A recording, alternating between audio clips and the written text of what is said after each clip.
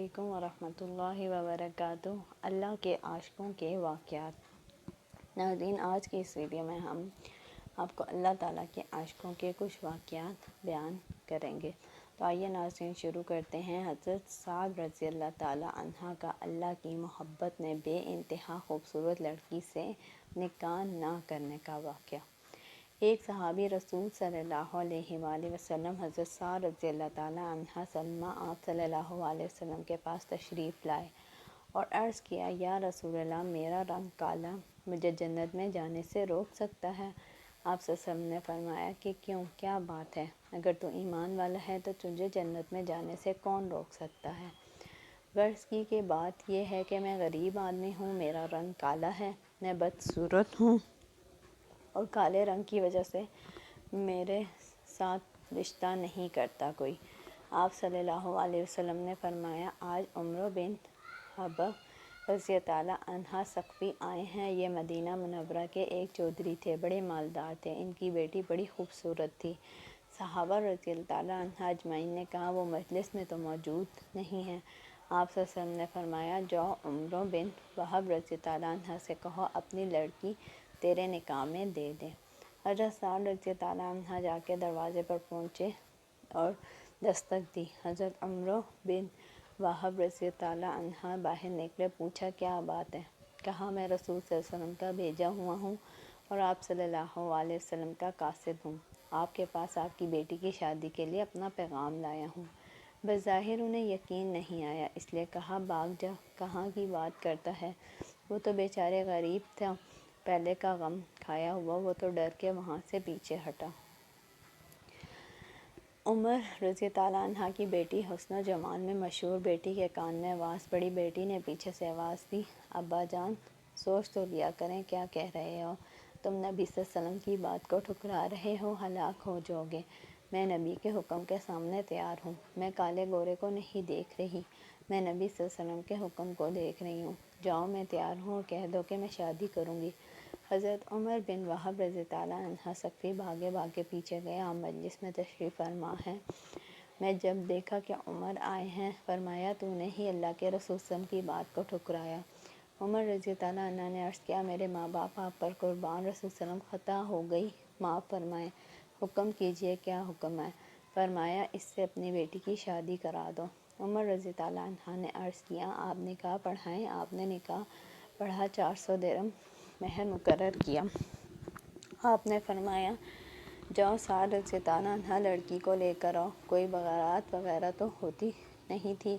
فرمایا، سعد رضی اللہ عنہ جاؤ بیوی کو لے آؤ۔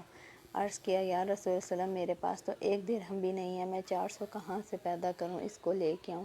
آپ نے فرمایا، چلو گھبرانے کی بات نہیں، جاؤ علی رضی اللہ عنہ کے پاس، جاؤ عثمان، عبد الرحمن کے پاس، ان سے کہو تمہیں 200 درہم دے دیں، تیرے پاس 6 درہم ہو جائیں گے، 400 مہر ادا ہو جائے گا اور 200 اپنا کوئی کام کر لینا، نہ گھر نہ درنا نہ کوئی چیز، کوئی کپڑا ہی لے لینا۔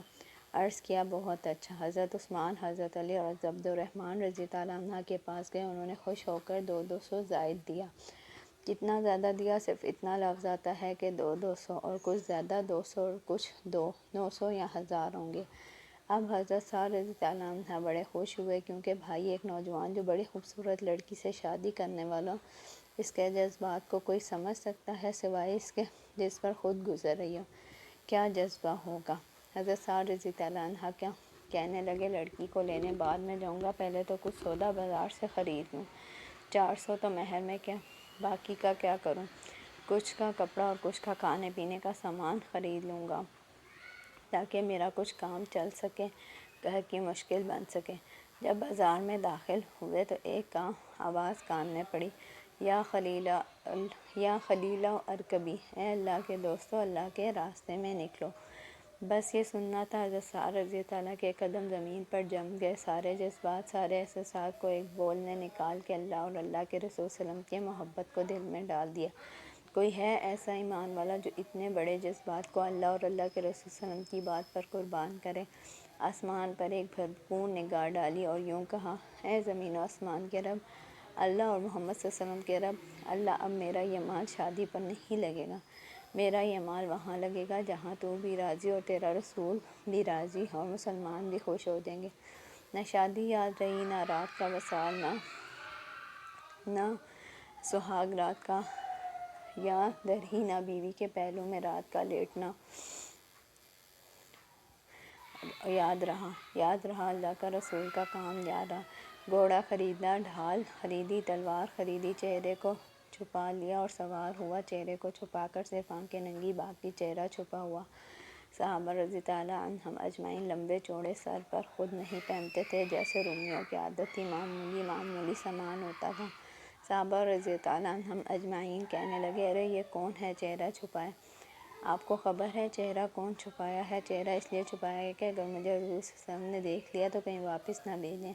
ارے تو کہاں جا رہا ہے؟ میں نے تمہیں کہاں بھیجا تھا؟ یہ خیال ہے کہ کہیں حضور صلی اللہ علیہ وسلم نے دیکھ لیا تو واپس نہ ہو جاؤں۔ کسی نے پوچھا کون ہے؟ حضرت علی رضی اللہ عنہ نے کہا، ارے اللہ کا بندہ، کوئی پردیسی ہوگا، تمہارے دین کی مدد کے لیے تمہارے ساتھ آ گیا، ارے چھوڑو اسے۔ اب جو ہوئی ٹکرا، اس میدان میں اترے اور لڑتے لڑتے حضرت سعد رضی اللہ عنہ کو گھوڑے کا جو تیر لگا اور گھوڑا الٹ کے گرا اور گر کر مرا۔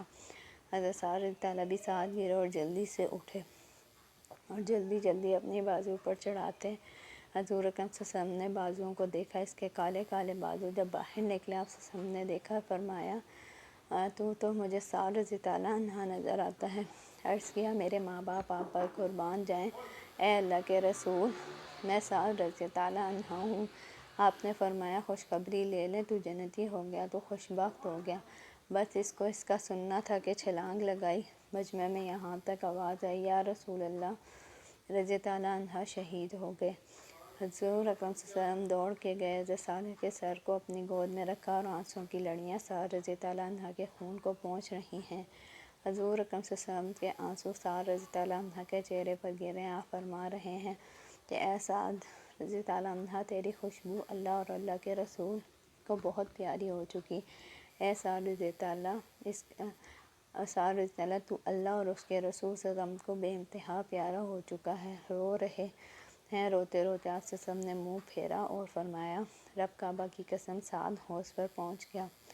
حضرت بول بابا رضی اللہ عنہ بن منظر نے فرمایا، یا رسول اللہ علیہ وسلم، یہ حوض کیا ہے؟ آپ سے نے فرمایا، یہ حوض وہ ہے جو میرے رب نے مجھے دیا ہے، اس دودھ سے زیادہ سفید، شہد سے زیادہ میٹھا۔ جب ایک دفعہ کوئی اس کو پی لے گا پھر دوبارہ پیاس نہیں لگے گی۔ حدیث میں آیا ہے، اس حوض کے 4 کنارے، پہلے کنارے پر حضرت ابوبکر صدیق رضی اللہ عنہ، دوسرے کنارے پر حضرت عمر رضی اللہ عنہ، تیسرے کنارے پر حضرت عثمان رضی اللہ عنہ اور چوتھے کنارے پر حضرت علی رضی اللہ عنہ ہوں گے۔ یہ چاروں صحابہ رضی اللہ عنہم اجمعین کناروں پر کھڑے ہیں، امت آ رہی ہے، یہ پلا رہے ہیں۔ حضرت ابو بکر رضی اللہ عنہ نے کہا، حوض کا مطلب سمجھ میں آیا، اس حوض پر سعد رضی اللہ عنہ پہنچ گیا۔ آپ رضی اللہ عنہ نے پھر عرض کیا، یا رسول اللہ علیہ وسلم، میں نے مختلف باتیں آپ میں ملاحظہ کی، ایک تو آپ روئے اور پھر آپ ہنسے، پھر آپ نے منہ پھیر لیا، یہ کیا ماجرا ہے؟ حضور صلی اللہ علیہ وسلم نے فرمایا، جو میں رویا تو میں اپنے صحابی رضی اللہ عنہ کے قربانی اور شوق پر رویا ہوں اور اس کی جدائی پر رویا ہوں، کس حال میں تھا، کس طرف کو جا رہا تھا، کن جذبوں میں جا رہا تھا اور کیسے عمر پر قربان ہوا ہے، اس بات پہ رو رہا ہوں۔ اور میں ہنسا اس بات پر جب میں نے جنت میں اس کو دیکھا اور اللہ کی بارگاہ میں اس کے درجے کو دیکھا تو میں ہنس پڑا، اور جو منہ پھیر لیا، اس لیے منہ پھیر لیا کہ میں نے دیکھا جنت کی حوریں اس کی بیویاں دوڑتی ہوئی آ رہی ہیں اور تیز دوڑ کے آ رہی ہیں، اور اس کی پنڈلیوں سے کپڑا ہٹ گیا اور اس کے پاؤں میں پازیب چھن چھن کرتی مجھے نظر آ رہی تھی، تو میں نے شرم سے منہ پھیر لیا اور فرمایا، ابلغوا، جاؤ ان کی بیوی سے کہہ دو، اللہ نے سعد رضی اللہ کو تیرے سے زیادہ خوبصورت بیویاں عطا فرما دی ہیں۔